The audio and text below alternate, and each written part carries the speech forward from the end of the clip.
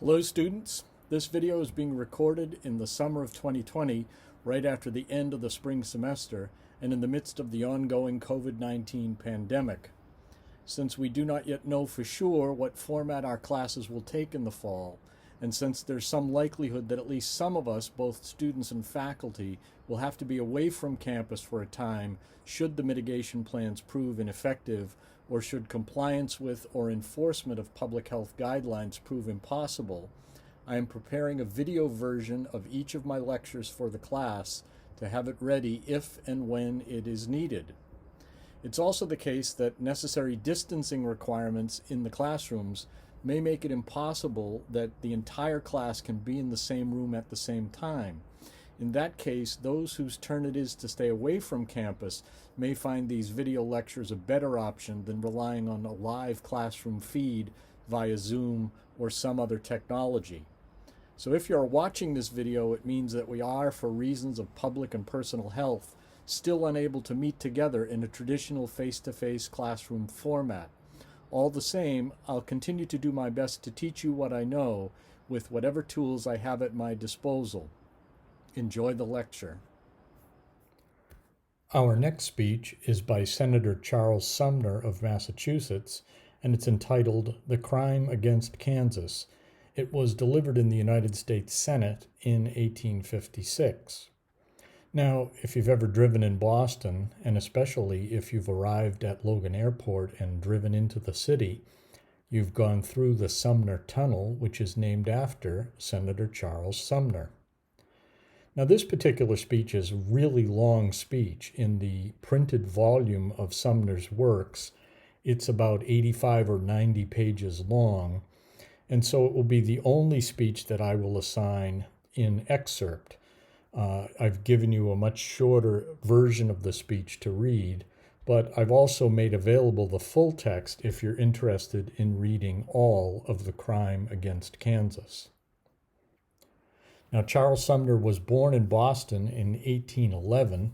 His father was both a lawyer and an abolitionist. And after attending Boston Latin School, he graduated from Harvard College in 1830. He went on to law school in Boston and became a lawyer in 1834, but then he took a few years to travel and study in Europe, and especially learned languages there, spending time in both France and England. When he returned to Boston in 1840, he began teaching law, and in 1845 gave the first of his great orations entitled "The True Grandeur of Nations," which was a 4th of July oration in that year.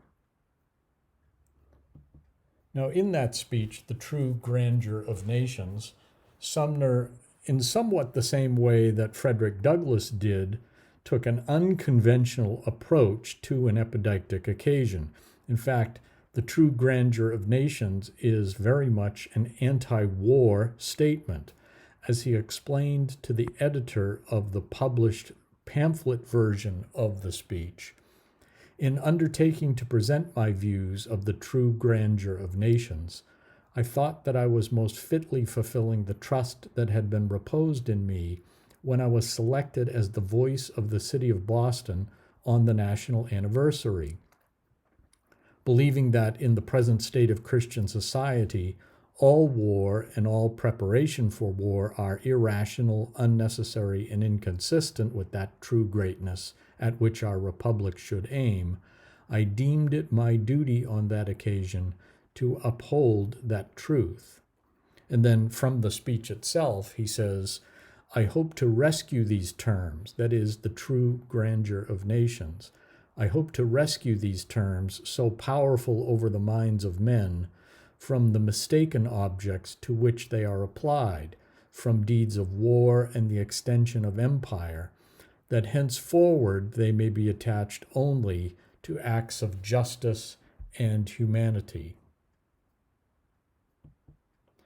So that same year, 1845, Sumner began his own public activity as an abolitionist, and also argued in a court case in Boston against racial segregation in Boston schools. Now think about this. This is more than 100 years before the famous Supreme Court case of Brown versus Board of Education, which ended school segregation in America. In 1847, Sumner, who had been an independent Democrat, or what was called a Free Soil Democrat, aligned with the Conscience Whigs. These were members of the Whig Party who were anti-slavery, and he also opposed the Mexican War and then went on to help found what was known as the Free Soil Party, whose platform was mainly focused on preventing the extension of slavery into the new territories of the United States.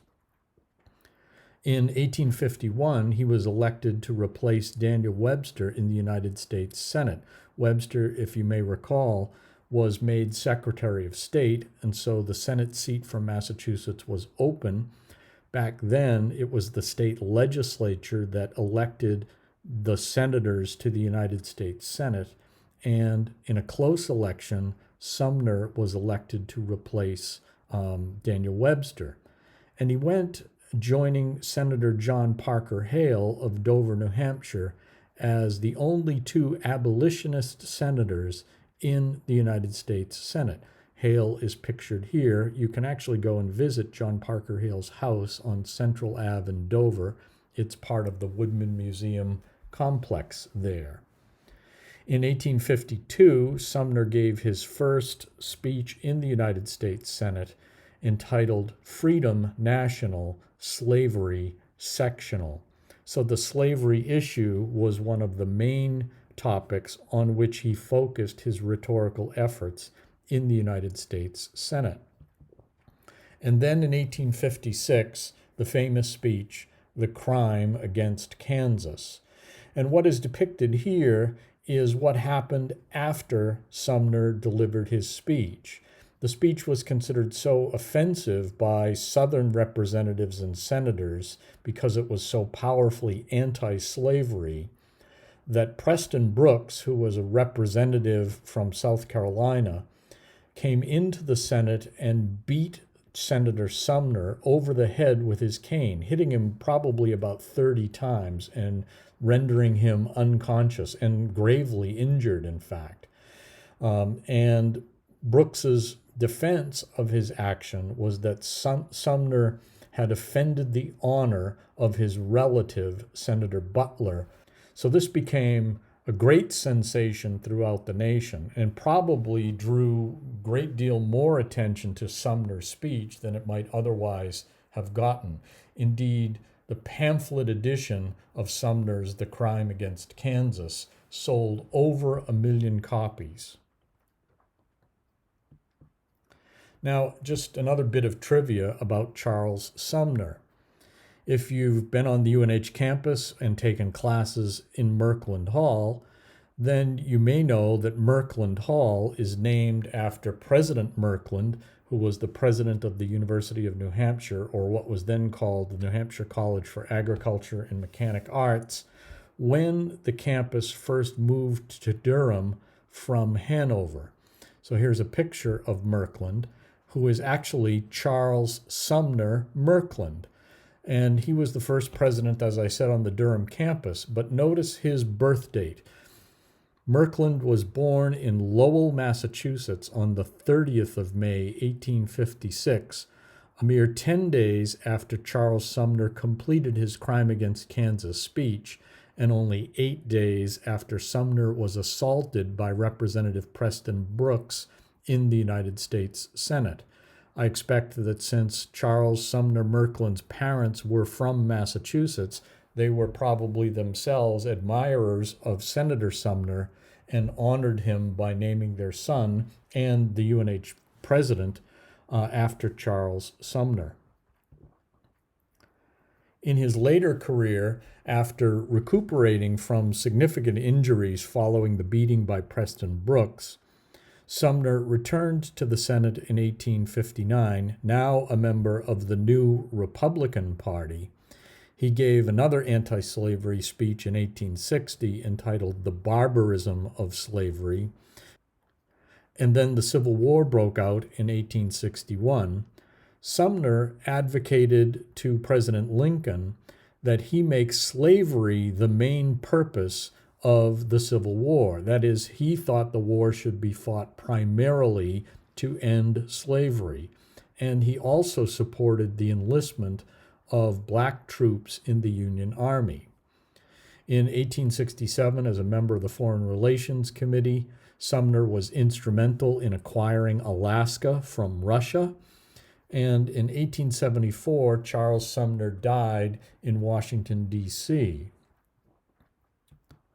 So our focus here today is on that crime against Kansas speech. We can talk about its genre and also the exigence, audience, and constraints. Now, we know that the speech is delivered in the United States Senate, and so that would at least indicate initially that it is a deliberative speech, and there are certainly deliberative elements of it, but we also see in the title of the speech, The Crime Against Kansas, that Sumner is invoking clear forensic dimensions in his speech. That is, he wants the whole speech to be read as if it's a kind of criminal prosecution or a forensic speech. And as we go through the speech, we'll see he identifies not only a crime, but a motive and a criminal and a victim. And so he talks about the whole issue of the Kansas-Nebraska Act as if he's engaged in a forensic prosecution. And then we can talk about exigence. And this is one of the issues that is discussed in the Pierson article that I asked you to read, because one of the points that Pierson makes is that Sumner, who is in some political jeopardy, that is, he may not be reelected by the voters of Massachusetts because he's viewed as something of a radical, is looking for ways to sort of bolster his political standing.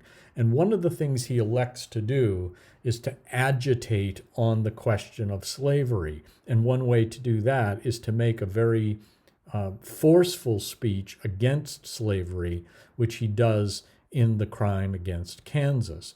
So we can see certainly that there's a moral exigence because Sumner has now devoted himself to the abolitionist cause for more than a decade, but he's also thinking about how he can remain in a position of power and influence, and what does he have to do to provoke a contest over the question of slavery. And that's part of what he aims to do with the very forceful speech that he delivers in the Senate in 1856. So who was Sumner's audience? We know, of course, that there was the immediate audience of the other senators and also likely some people in the gallery who were attracted to the drama of a debate or a contest over the question of slavery. But we also know that Senator Sumner's main audience was very likely to be the constituency far beyond the Senate itself. So the nation is very much divided over the question of slavery, and Sumner here is sort of throwing down the gauntlet on the question, making a very direct and forceful argument against slavery and against the spread of slavery into the territories and especially into the new state of Kansas. And then what are the constraints in this situation? Certainly we recognize in the speech that Sumner relies a lot, for instance, on classical references, and he's depending on members of his audience, especially the members of the Senate and other well-educated people, to recognize those references to classical history and classical oratory.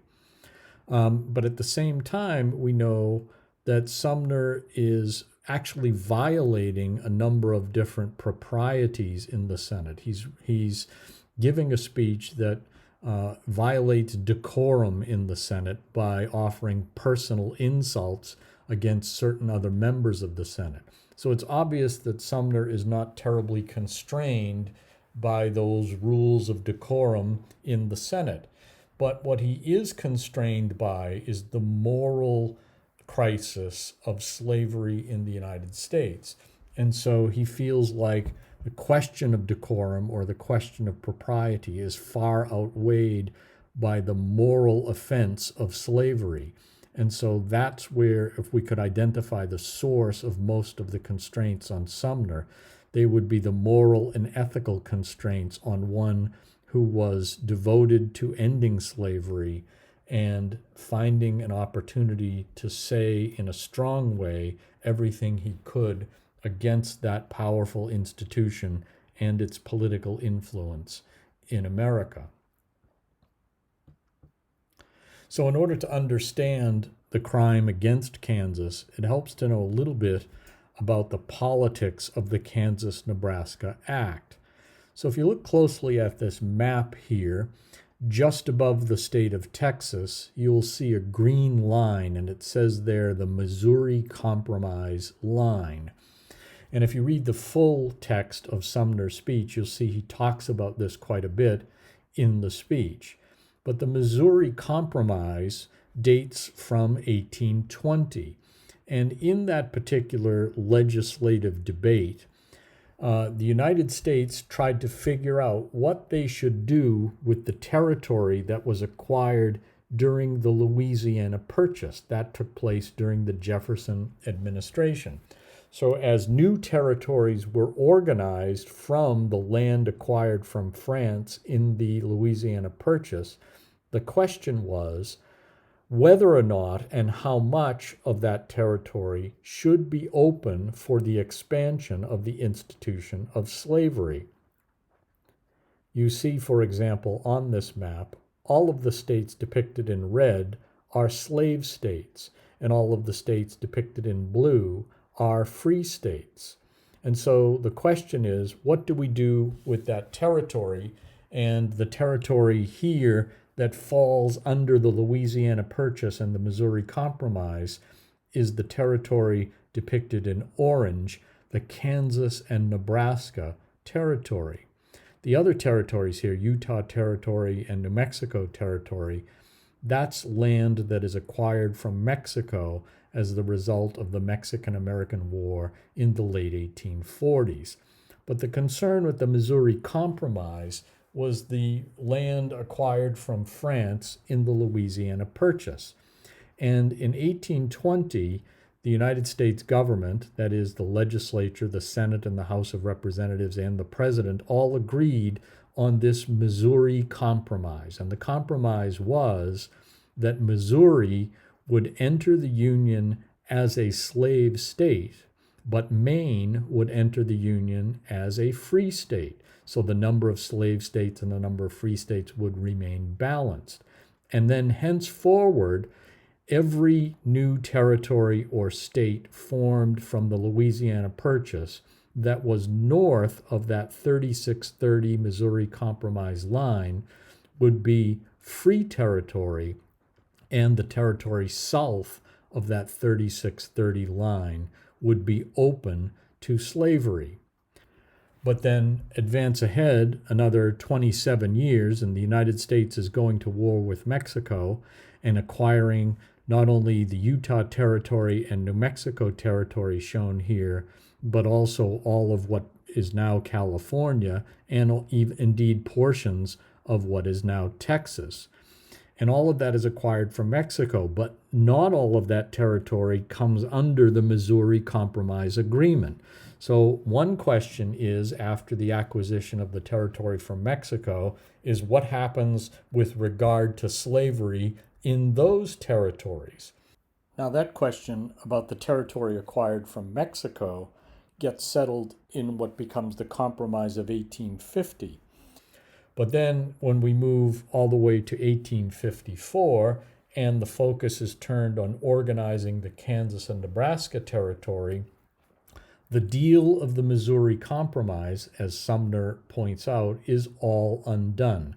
Senator Stephen Douglas, and he's referred to repeatedly in Sumner's address, Senator Stephen Douglas of Illinois crafts a piece of legislation called the Kansas-Nebraska Act. And instead of following the congressional prohibition on slavery north of that 3630 line, The Kansas-Nebraska Act instead substitutes what's called a doctrine of popular sovereignty. In Douglas's plan, it would be up to the people of Kansas and Nebraska themselves to decide whether they would have a pro-slavery or an anti-slavery constitution. And we'll see Abraham Lincoln talk about this as well in the House Divided speech. So it's a very important issue in the middle of 19th century American politics, especially in connection with the extension of slavery. And so from Sumner's point of view, when the Missouri Compromise was agreed to in 1820, it would have made Kansas indisputably free territory. But now the terms had changed, and Kansas, because of the doctrine of popular sovereignty embedded within the Kansas-Nebraska Act, Kansas was now conceivably open to the spread of slavery. And indeed, as soon as the Kansas-Nebraska Act passes, people from Missouri, pro-slavery people from Missouri, begin to migrate into Kansas to influence the election and the choice of a constitution so that Kansas could become a pro-slavery territory. Now, they are countered by people mostly from New England who migrate to Kansas in the hopes of retaining Kansas as free territory. And not unexpectedly, there are violent clashes between the pro-slavery and anti-slavery forces who are moving into Kansas territory. And that is where Kansas earns the name of Bleeding Kansas. And so the crime against Kansas that Sumner is talking about is this crime that turns the territory of Kansas from an anti-slavery or free territory to potentially a pro-slavery territory or a territory where slavery can be extended. That's the crime against Kansas. And those who have brought about and manufactured this legislative alteration in the status of Kansas are the criminals, the part of the slave power, who have undertaken this grave transgression against the territory of Kansas and the free people of Kansas. So that should give you a little background to sort of understand what it is Sumner is focused on and what he is calling the crime against Kansas. So here are some of the critical questions we can ask about the Charles Sumner speech. For instance, why does Sumner adopt what is essentially a forensic mode of address in a deliberative setting? That is, what advantages are there for him rhetorically and strategically in making this speech what is essentially a prosecution speech instead of a traditional legislative debate? And then, what value is added by Sumner's deployment of frequent classical references in the speech? You'll see, for example, he speaks about Cicero a number of different times. But how do those classical allusions help to frame the speech? And indeed, we could extend this and say, what does it tell us about who the audience was that Sumner expected to reach with a speech like that? And then, do you think that Sumner exaggerated the importance and the influence of the slave power in American politics? And if you look closely at the speech, you see it's almost at the level of kind of conspiracy thinking. And we'll see this also in Lincoln's House Divided speech. That is, those who opposed slavery, especially the extension of slavery, people like Sumner and people like Lincoln, they saw behind these efforts to extend slavery nationally what they considered to be almost a conspiracy of what they called the slave power. So is Sumner on solid grounds in maintaining that there is this kind of conspiratorial influence in American politics that he identifies as the slave power? Here's Charles Sumner, by the way, depicted with the famous poet Longfellow. And then we can look at the Pierson article, because the Pierson article, as I mentioned, talks about Sumner's political situation in Massachusetts and whether or not his reelection might be endangered.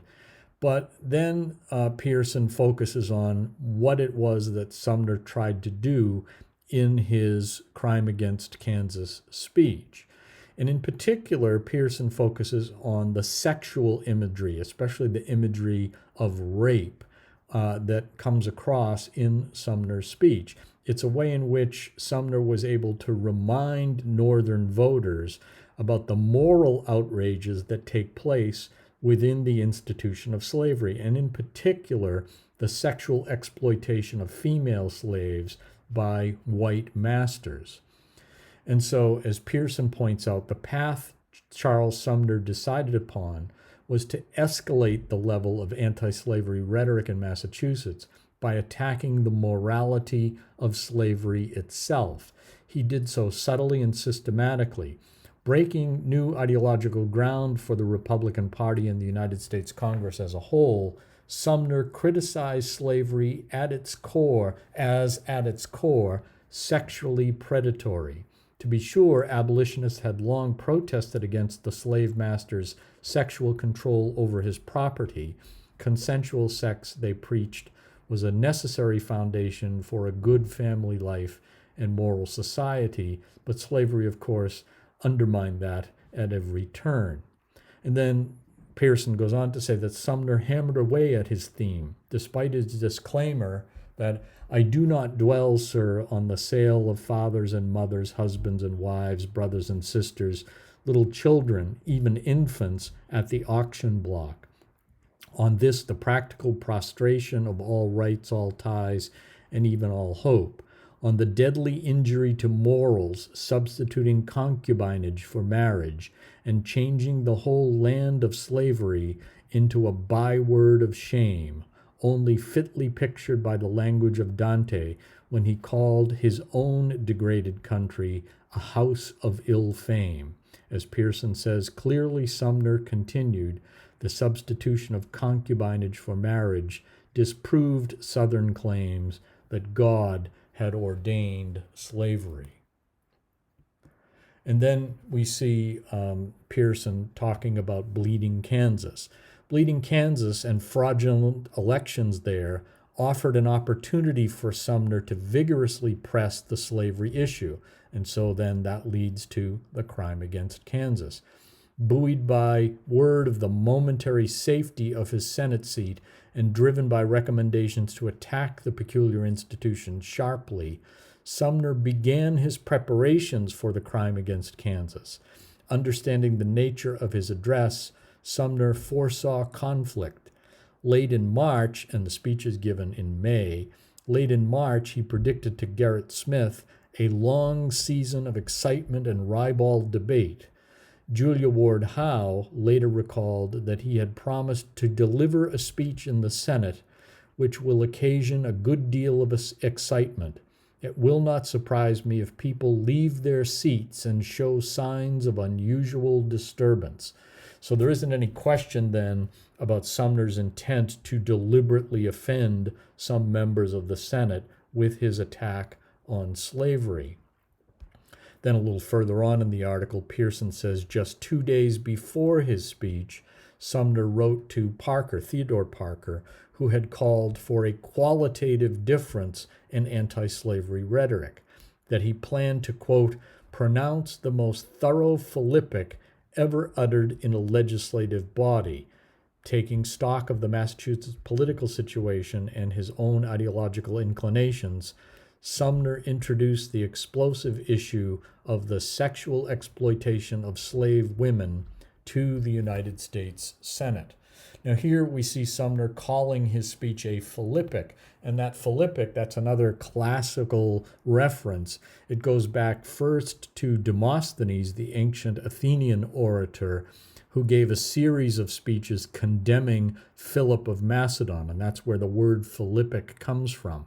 But then we also see in Cicero a series of speeches uttered against Mark Antony. So these are speeches of attack, these are speeches of condemnation, And those speeches against Mark Antony by Cicero are also referred to as Cicero's Philippics. In a more recent event, and we'll look at some speeches later in the semester by Winston Churchill, but the series of speeches that Winston Churchill gave to the British public, warning them about the dangers of the rise of the Nazi Party and of Adolf Hitler, they are sometimes also referred to as Churchill's Philippics. And so here we have Sumner identifying his speech and comparing it to these classical Philippics of the ancient world, because he understands it will be a speech of condemnation and attack. And further on in the Pierson article, he says, the pro-slavery conquest of Kansas would, illegitimately, Sumner argues, add land to and enhance the political power of the South.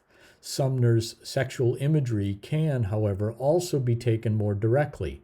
The production of enslaved, hideous offspring, a strikingly insulting phrase for Sumner to apply to mixed-race children, was an even more personal and more grossly illegitimate source of slaveholder profits. Well, why is that? Because if you can, with your female slaves, produce children, then those children follow the condition of the mother, and they also become more of your property, that is, more of value for your estate. And so every offspring becomes more value for the slaveholder. So, as Pierson points out, it becomes a grossly illegitimate source of slaveholder profits, as abolitionists had maintained for decades. In addition, under the Constitution's representation clauses, these children, by increasing the South's population, added to the power of slavery in the national government. Motivated by no common lust for power, as Sumner argued, Southern masters both acted out of and continued to gain from their sexual and economic greed. And then, as Pierson observes, Sumner also highlights the sexual depravity of slavery by contrasting the lives of women in free and slave communities. In Lawrence, Kansas, Sumner claims, even the women gave their effective efforts to freedom. Such free soil women exhibit heroic attributes, much like those characterizing the women of Rome and Prussia when they were under attack, and most of all, the mothers of our own revolution. And then we turn to the reactions to the Sumner speech. And as Pierson observes, Democrats understood that Sumner had opened a new rhetorical front in the war against slavery. Well versed in the classics, several were also readers of the Tribune, which had printed the speech Sumner had delivered in New York City the year before. There they would have learned about the 3 nights of packed houses, multiracial audiences, female listeners, and warm applause that greeted Sumner's allegations of master-slave sexual liaisons. And then further, Charles Sumner always denied any intention of provoking a physical assault on himself, but he did mean to generate sectional animosity. In both May 1855 and May 1856, he broke new rhetorical ground in the political struggle against slavery. Here we have another depiction of the beating of Charles Sumner by Preston Brooks. So let's now take a look at some of the key passages in Charles Sumner's The Crime Against Kansas. First of all, he defines the crime, and we've talked about the Kansas-Nebraska Act and the impact of that piece of legislation on the spread of slavery into the territory of Kansas. So Sumner says, against this territory, thus fortunate in position and population, a crime has been committed which is without example in the records of the past. Not in plundered provinces or in the cruelties of selfish governors will you find its parallel, and yet there is an ancient instance which may show at least the path of justice. In the terrible impeachment by which the great Roman orator, he means Cicero, has blasted through all time the name of Verres amidst the charges of robbery and sacrilege, The enormity which most aroused the indignant voice of his accuser, and which still stands forth with strongest distinctness, arresting the sympathetic indignation of all who read the story, is that away in Sicily he had scourged a citizen of Rome, that the cry, "I am a Roman citizen," had been interposed in vain against the lash of the tyrant governor. So we have here not only Sumner identifying the crime against Kansas, but comparing it to a famous case from the ancient Roman Republic. Cicero prosecuted the corrupt governor of Sicily, Verres, and in that famous prosecution, Cicero points out that Verres violated Roman law by punishing, by whipping or scourging a citizen of Rome.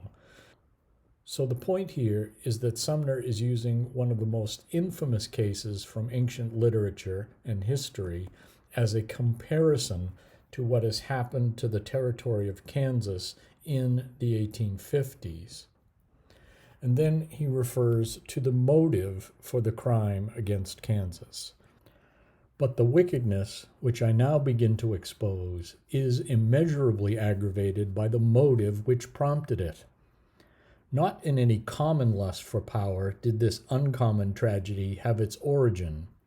It is the rape of a virgin territory, compelling it to the hateful embrace of slavery. And it may be clearly traced to a depraved longing for a new slave state, the hideous offspring of such a crime, in the hope of adding to the power of slavery in the national government. Yes, sir, when the whole world, alike Christian and Turk, is rising up to condemn this wrong and to make it a hissing to the nations, here in our republic, force, aye, sir, force has been openly employed in compelling Kansas to this pollution, and all for the sake of political power. There is the simple fact, which you will in vain attempt to deny, but which in itself presents an essential wickedness that makes other public crimes seem like public virtues. So we get a sense here not only of that sexual imagery that Pierson writes about in Sumner's speech, but indeed overall the sort of direct and forceful tone that Sumner is taking in his condemnation of slavery. And then Sumner reveals who the criminal is. It's the slave power. In its perpetration was needed a spirit of vaulting ambition which would hesitate at nothing, a hardihood of purpose which was insensible to the judgment of mankind, a madness for slavery which would disregard the Constitution, the laws, and all the great examples of our history. Also a consciousness of power, such as comes from the habit of power, a combination of energies found only in 100 arms directed by 100 eyes, a control of public opinion through venal pens and a prostituted press, an ability to subsidize crowds in every vocation of life, the politician with his local importance, the lawyer with his subtle tongue, and even the authority of the judge on the bench, and a familiar use of men in places high and low, so that none, from the president to the lowest border postmaster, should decline to be its tool. All these things and more were needed, and they were found in the slave power of our republic. There, sir, stands the criminal, all unmasked before you. So here, what Sumner is doing is he's describing the extent of the slave power influence in America. That is, it is seen in the press, it is seen in all different levels of political office, it is found in all of the ways in which power is exercised in our republic. And Sumner says it is this slave power that is responsible for the crime against Kansas. And before we move on, we should note that when Sumner refers to the president here, he's talking about President Franklin Pierce, 14th President of the United States, who was a Northerner from New Hampshire. He was the only president from the state of New Hampshire, but he was a Democrat and supportive of the institution of slavery so far as a Northerner typically could be. He was fundamentally against abolitionism and was willing to compromise with slavery and with Southerners who supported slavery in order to keep his other political agenda items in play. And then Sumner turns to make some personal remarks about some of his opponents, and in particular, Senator Butler from South Carolina and Senator Douglas from Illinois, who he ties to the slave power and who he holds responsible for the Kansas-Nebraska Act and the crime against Kansas. I must say something of a general character, particularly in response to what has fallen from senators who have raised themselves to eminence on this floor in championship of human wrongs. I mean the senator from South Carolina, Mr. Butler, and the senator from Illinois, Mr. Douglas, who, though unlike as Don Quixote and Sancho Panza, yet, like this couple, sally forth together in the same adventure. I regret much to miss this elder senator from his seat, but the cause against which he has run a tilt with such activity of animosity demands that the opportunity of exposing him should not be lost, and it is for the cause that I speak. The senator from South Carolina has read many books on chivalry and believes himself a chivalrous knight with sentiments of honor and courage. Of course, he has chosen a mistress to whom he has made his vows, and who, though ugly to others, is always lovely to him, though polluted in the sight of the world, is chaste in his sight. I mean the harlot Slavery. For her his tongue is always profuse in words. Let her be impeached in character, or any proposition made to shut her out from the extension of her wantonness, and no extravagance of manner or hardihood of assertion is then too great for this senator.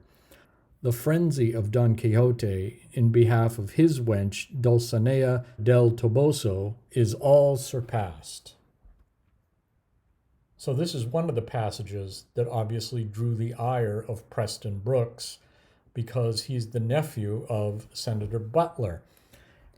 In this instance, one of the things that Sumner has done is he's drawn on well-known literary figures, that of Don Quixote and Sancho Panza, and used them as a kind of analogy for describing the relationship between Senator Butler and Senator Douglas. And of course, it is Senator Butler who gets most of Sumner's attention here. Senator Butler has chosen for himself a mistress, and that metaphorical mistress is slavery.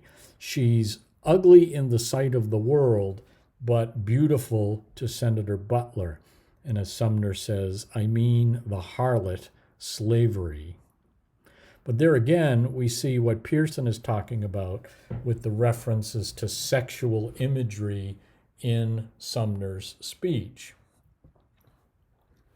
Then we have a further direct personal insult against Senator Butler. With regret, says Sumner, I come again upon the senator from South Carolina, Mr. Butler, who, omnipresent in this debate, overflowed with rage at the simple suggestion that Kansas had applied for admission as a state, and with incoherent phrases discharged the loose expectoration of his speech, now upon her representative and then upon her people. There was no extravagance of the ancient parliamentary debate which he did not repeat, nor was there any possible deviation from truth which he did not make, and so much of passion, I am glad to add, as to save him from the suspicion of intentional aberration. But the senator touches nothing which he does not disfigure with error, sometimes of principle, sometimes of fact. He shows an incapacity of accuracy, whether in stating the Constitution or in stating the law, whether in the details of statistics or the diversions of scholarship. He cannot open his mouth, but out there flies a blunder.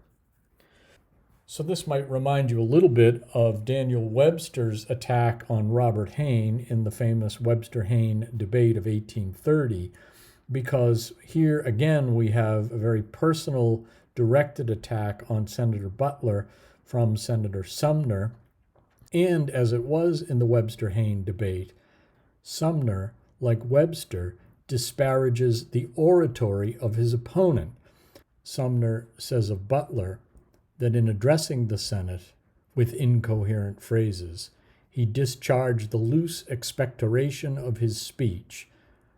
Then also note how he characterizes Butler's speech as full of error. Nothing he touches which he does not disfigure with error. He shows an incapacity of accuracy. So it's not surprising that Southerners, in particular Butler and Butler's relative, would take offense at Sumner's remarks. And then finally, we have the peroration, or the conclusion of the Sumner speech. He says, "The contest, which beginning in Kansas has reached us, will soon be transferred from Congress to a broader stage, where every citizen will be not only spectator but actor, and to their judgment I confidently appeal.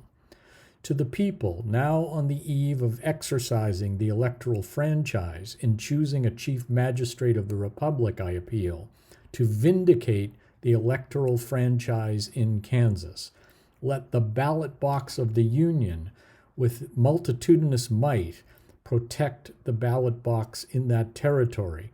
Let the voters everywhere, while rejoicing in their own rights, help to guard the equal rights of distant fellow citizens, that the shrines of popular institutions now desecrated may be sanctified anew, that the ballot box now plundered may be restored, and that the cry, 'I am an American citizen,' may not be sent forth in vain against outrage of every kind. In just regard for free labor in that territory, which it is sought to blast by unwelcome association with slave labor, in Christian sympathy with the slave, whom it is proposed to task and sell there, in stern condemnation of the crime which has been consummated on that beautiful soil, in rescue of fellow citizens now subjugated to a tyrannical usurpation, in dutiful respect for the early fathers whose aspirations are now ignobly thwarted, in the name of the Constitution which has been outraged, of the laws trampled down, of justice banished, of humanity degraded, of peace destroyed, of freedom crushed to earth, and in the name of the Heavenly Father, whose service is perfect freedom, I make this last appeal." So, a very dramatic and passionate conclusion to the Sumner speech. We note here a couple of things.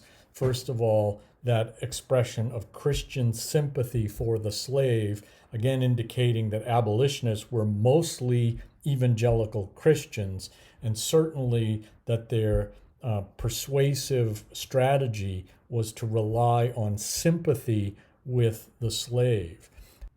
And then also note that Sumner makes an appeal to the wider constituency, especially of the northern states, because they're about to enter a presidential election, that election for a chief magistrate of the Republic.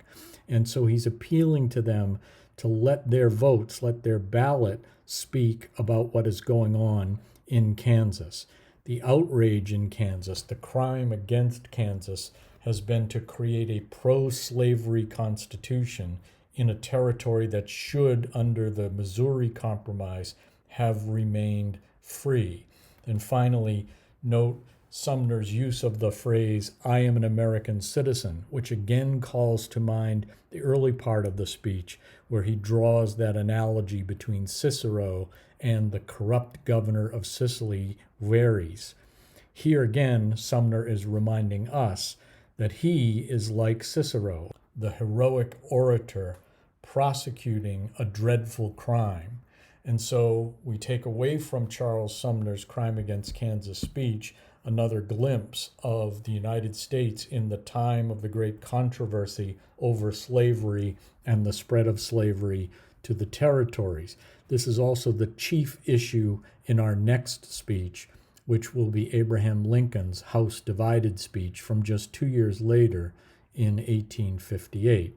But if you have any questions or comments about the Charles Sumner speech, you may post those to the discussion board.